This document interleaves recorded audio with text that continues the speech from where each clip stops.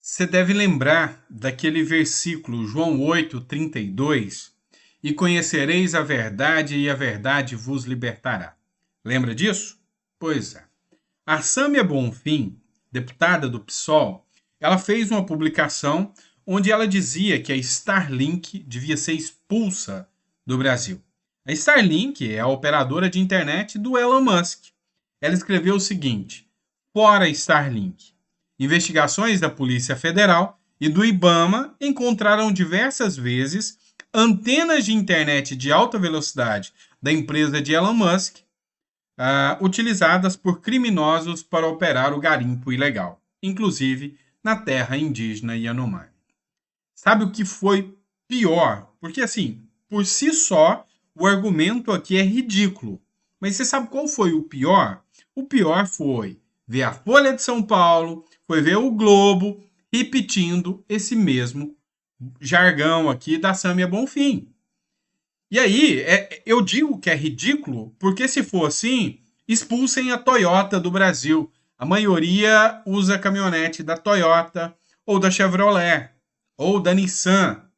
Também não permitam que a Coca-Cola venda no Brasil. Muitos levam Coca-Cola para poder tomar Coca-Cola lá. Está influenciando o garimpo ilegal.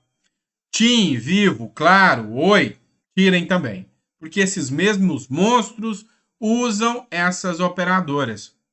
Gente, é o cúmulo do ridículo. Mas por que eu disse: e conhecereis a verdade, e a verdade vos libertará? Olha só a matéria, com um gostinho todo especial, porque foi a Folha de São Paulo que soltou a matéria.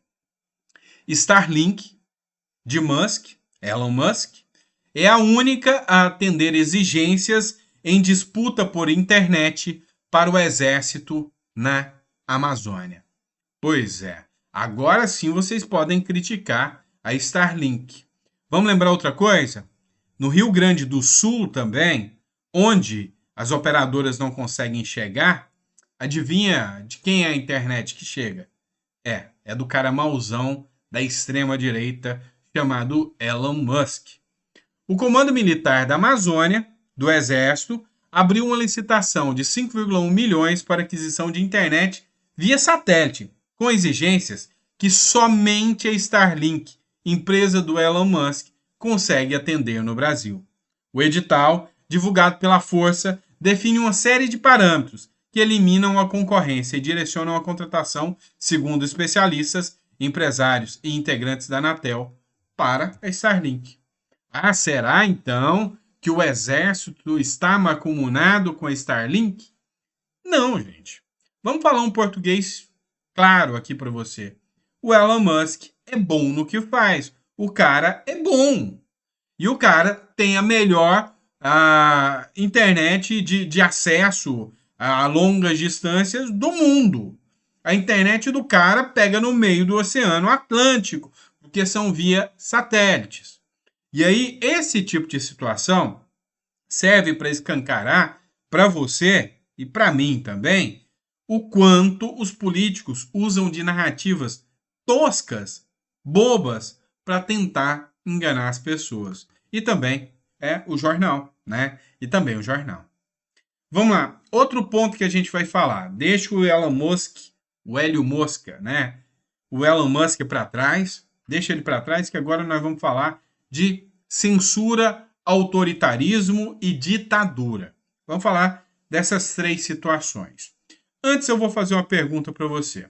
Você acredita que o Brasil hoje é uma ditadura? Ou seja, nós já vivemos uma ditadura ou não? Porque é o seguinte, alguns especialistas foram ouvidos nesse sentido. E eu achei interessante a resposta e alinha com o meu pensamento. E eu vou explicar para vocês por quê. Eu tenho certeza que a maioria de vocês já respondeu sim, nós estamos numa ditadura, já foi, já era. Só que os especialistas dizem o contrário. Não estamos ainda. Mas prestem atenção o que é interessante aqui. Matéria da Gazeta do Povo. 4 semelhanças da censura do STF com a da ditadura militar. Olha só que interessante. Especialistas, ouvidos pela Gazeta do Povo, rejeitam a classificação do Brasil como uma ditadura. Tese defendida por deputados de oposição e por 94% dos manifestantes do ato pró-Bolsonaro de 25 de janeiro, conforme o levantamento da USP. Mas apontam uma deterioração da liberdade de expressão no país e reconhecem a existência de paralelos entre a censura do STF nas redes sociais durante os últimos anos e a censura feita na ditadura militar. É o caso do advogado e professor Rodrigo Marinho, autor da obra A História do Brasil pelas suas Constituições, fazendo referência à expressão ditadura do judiciário, que para quase metade dos brasileiros descreve o país. Ele prefere falar em disfunção do judiciário. Cita em particular os diversos inquéritos concentrados no ministro do STF, Alexandre de Moraes. Esse tema se tornou um tema muito complexo. Por quê? Porque muitas pessoas já hoje usam esse bordão, ditadura do judiciário, que o judiciário já se tornou uma ditadura, como se, sabe, hoje efetivamente nós já estivéssemos num patamar de Venezuela, do Irã. Vocês acabaram de ver o que aconteceu no Irã, né? Então, mas não é assim ainda. O que vem acontecendo, segundo esses especialistas? Segundo esses especialistas, o judiciário vem com uma crescente onda autoritária, fazendo uma disfunção do devido processo legal. Mas, para ainda se caracterizar uma ditadura mesmo, uma ditadura onde há realmente ali um controle, como acontece na Venezuela, como acontece no Irã, devia ainda haver algo que não chegou no Brasil, né, que não acontece no Brasil, que é a unidade de poder numa figura. Ainda existem figuras dissonantes, tá? E ainda existe uma certa liberdade, uma certa proteção, que ainda mantém a balança da justiça e a balança da democracia no Brasil ainda acesa. Mas cada vez essa balança vem pendendo mais. O que eu estou querendo dizer para vocês? Sei que está um papo meio cabeça, meio filosófico demais aqui, mas o que eu estou querendo dizer para vocês? Ainda hoje, o que o Lira fala tem relevância para os demais. Ainda hoje, o que o Lira fala tem relevância para os jornais e os jornais ainda têm certa independência. Ainda hoje, vão existir situações que haverá conflito entre Lula, haverá conflito com o judiciário.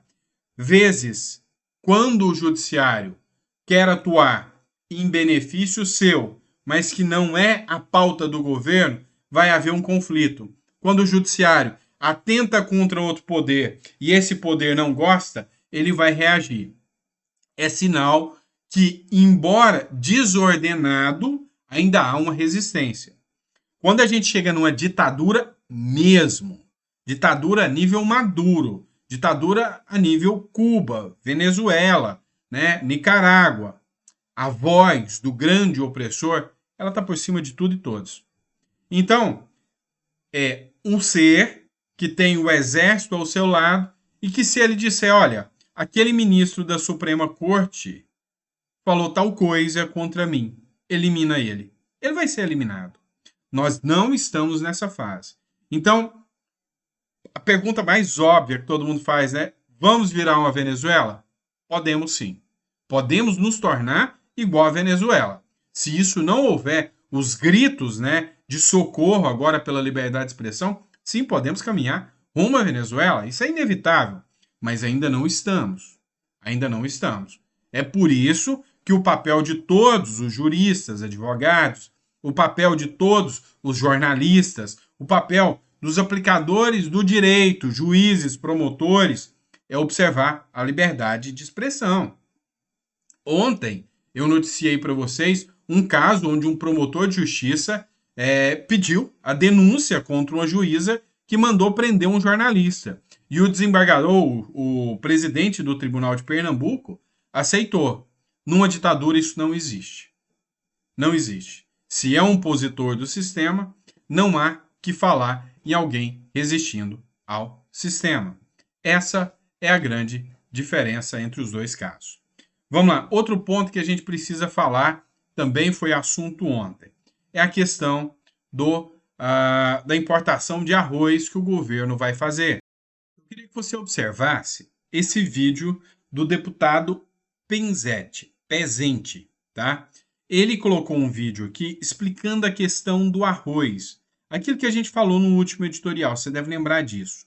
Olha só a explicação que ele trouxe aqui para a gente, vídeo rápido explicando para você o que está acontecendo hoje, efetivamente, com a situação de importação de arroz que o governo pretende fazer. Acompanha comigo. Mais um golpe forte contra os nossos agricultores. O governo federal está usando a tragédia no Rio Grande do Sul para autorizar a compra de até 1 milhão de toneladas de arroz do Mercosul para serem vendidas depois aqui no Brasil com a propaganda do governo em cada um dos pacotes. O governo tem alardeado que vai haver desabastecimento de arroz no país, mas não é verdade. 84% de toda a safra no Rio Grande já tinha sido colhida quando começaram as chuvas. A área plantada nessa safra é 10% maior e a quebra prevista na produção é de menos de 2%. Então, tem arroz suficiente. O único problema é logístico. As chuvas danificaram as estradas e a gente está com dificuldade de escoar a produção, tirar o estoque de arroz que está no interior do Rio Grande do Sul e jogar para os grandes centros. Então, Lula, tira esse R$500 bilhão que você vai gastar comprando arroz do Mercosul e investe esse dinheiro para reconstruir as pontes, reconstruir as estradas, as rodovias gaúchas. E para de espalhar mentira. Isso está causando uma bagunça, levando as pessoas para o mercado para esvaziar as prateleiras de arroz e aí sim causar um desabastecimento no nosso país. Lula, cancela o leilão previsto para essa terça-feira. Nesse momento em que o Brasil inteiro abraça o Rio Grande do Sul, nós precisamos do governo federal para ajudar os agricultores e não causar mais esse prejuízo. Você vê aqui que o deputado Penzete, ele vem e faz uma denúncia aqui grave, é um pedido, não é nenhuma denúncia, é um pedido para o presidente da República para que ele cancele, né, o leilão de compra de arroz que vai ser feito. O que me faz pensar uma coisa, se fosse o Bolsonaro, já tinha uma decisão do STF dando 48 horas para o Bolsonaro explicar o porquê ele estava comprando isso e provavelmente impedindo que o Bolsonaro comprasse, porque especialistas já explicaram que não vai faltar arroz. O porquê que é diferente com essa gestão? O porquê que é diferente com este governo? E uma das grandes preocupações é como vai ficar o pequeno produtor. E olha que aqui é como o Pezente aqui falou, não se trata, não é a questão de fazer críticas por fazer ao governo federal. Aqui é torcer, é pedir que o governo acerte e não que erre. Porque se o governo errar aqui, vai faltar arroz na mesa, é sua, é do cidadão mais pobre, é minha. É a população que vai sentir o impacto. Então, o grande problema aqui é a politização em cima de uma tragédia. E é isso que o Pezente aqui traz de informação pra gente, tá bom? É isso, pessoal. Obrigado. Deus te deu a mesa farta, repleta de bênçãos. Nunca falte o arroz de cada dia na sua vida, né? Eu costumo falar que nunca falte o pão, mas aqui eu estou falando do arroz mesmo. Minha preocupação, como eu já expliquei para vocês, é que com arroz subsidiado, importado de fora, o produtor vai ser desestimulado a produzir aqui dentro do Brasil. O povo vai correr para comprar e fazer estoque. Vai faltar. E a hora que faltar, a inflação vai chegar. E aí, não é quem tem dinheiro, é o mais pobre que vai sentir o impacto dessa situação toda. Tá certo? Obrigado, grande abraço e até o próximo editorial.